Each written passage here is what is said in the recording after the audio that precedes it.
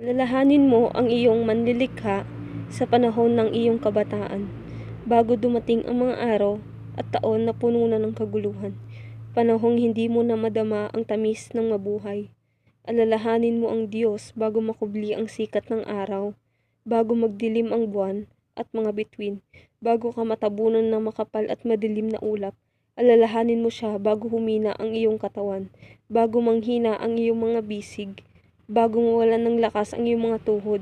Alalahanin mo siya bago mabungi ang iyong mga ngipin, at bago lumabo ang iyong mga mata. Alalahanin mo nga siya bago dumating ang panahon na sarado na ang mga pintuan at tumigil na ang tunog ng gilingan. Bago dumating ang panahon na madali kang magising sa himig ng mga ibon o tunog ng awitin ay tuluyan ng tumigil. Alalahanin mo siya bago dumating ang panahong katatakutan mong umakyat sa mataas na lugar.